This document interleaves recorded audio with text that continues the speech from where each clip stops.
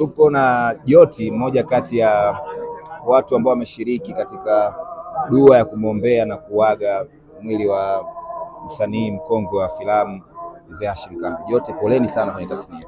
Nashukuru sana, shapoa. Lakini kana ujue tuna msiba huwa hauzoeleki. Shapoa. Ni kama tasnia ya kiwanda cha burudani kwa ujumla imepata pigo. Kwenye Bongo Flava amefariki Spark, kwenye Bongo Movie amefariki Mzee Kambi. Binafsi mmejipangaje kwa safari zinazokuja, labda kwenye hii safari za mwisho za umauti wetu? Kikubwa kwa sababu sisi wanadamu, hata kwenye maandiko wanasema kwamba kila nafsi huwa lazima itaonja mauti. Kwa hiyo ni Mungu anatukumbusha kwamba yeye yupo na ni wajibu wetu kuhakikisha kwamba tunajiweka tayari kila wakati. Yaani unapopata pumzi ambayo Mungu anakupa, Mungu asante. Unapotembea popote pale, lakini pia kujiweka tayari kwa maana ya kwamba kutenda yale ambayo Mwenyezi Mungu anapendezwa nayo.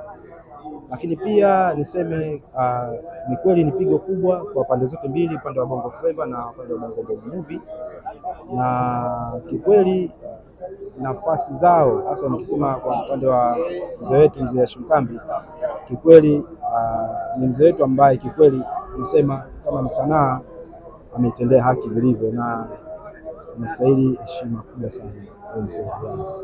Kwa hiyo kikubwa ni kumwombea Mwenyezi Mungu ampokee na amweke mahali pema. Hiyo ndio upande huu wa Bongo Movie au waigizaji ambayo pia unashiriki Joti, inaonekana mna ile nguvu ya pamoja kwenye matatizo, kwenye raha, na ile nguvu matabaka hapo, kitu ambacho Bongo Flava kina miss au kinashindikana kufanyika kwa sasa hivi. Huu mmoja wenu unatengenezwa na nini, na kipi ambacho mnahisi mmewazidi wa Bongo Flava kwenye upande huo? Mimi siwezi kusemea upande wa Bongo Flava, lakini upande wa Bongo Movie nasemea ni kwa sababu tulishasubutu kuwa na moja. Kama utakumbuka miaka ya nyuma wasanii wa Bongo Movie wengi tulikuwa tunakutana sana Leaders. Ilikuwa ni kitovu ambacho ilikuwa wewe mwenyewe tu unasema mimi kwa sababu ni msanii mwigizaji, najua ikifika weekend, Ijumaa, Jumamosi, Jumapili lazima niende Leaders. Kufika pale unakuta familia yako. Nafikiri ile imechangia kiasi kikubwa, lakini pia imeweka kama muhimili ambao ndio maana unakuta tukikutana hivi mara nyingi huwa tunakumbuka sana mbali, lakini kwa sababu kuna misingi ilitengenezwa na iliwekwa, ndio ambayo mpaka leo inatuguide, inatuongoza katika kuonekana namna gani bado tuna umoja. Lakini pia mimi niendelee kuambia tu wasanii tuwe na utaratibu au tuweke angalau utaratibu ambao utakuwa ni mwepesi wasanii kuwa tunakutana, kwa sababu naamini kwenye kukutana vitu vingi vinaweza vikajengeka. Leo hii mzee wetu ametukutanisha hapa, tuko hapa leo kwenye nyumba ya ibada na ndio tutaondokea hapa, lakini naamini kama tungekuwa na utaratibu ambao naamini ulikuwa hapo mwanzo wa kukutana mara kwa mara.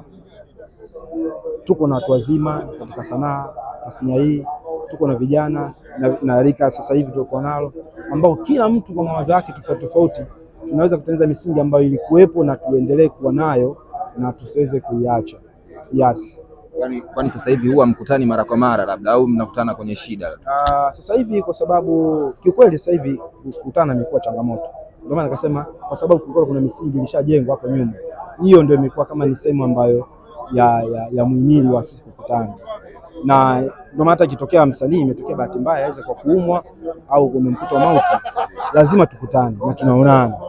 Lakini kama tungekuwa na utaratibu tena mwingine wa kusema kwamba tunapata sehemu ambayo tunasema wasanii waigizaji tunakutana hapa eza kwa kila mwezi hata mara moja, unapokutana sio tu kwa sababu ya kujadili matatizo, ila mnapokutana inakuwa ni rahisi. Hata kama kuna msanii yuko mkoani na anataka kwenda Dar es Salaam, akija anajua sasa kuna familia yangu iko Dar es Salaam. Yes, hiyo ndio. Niwape pole sana wana tasnia na pole kwa waigizaji wote ambao wameguswa na msiba. Asante sana, shukuru.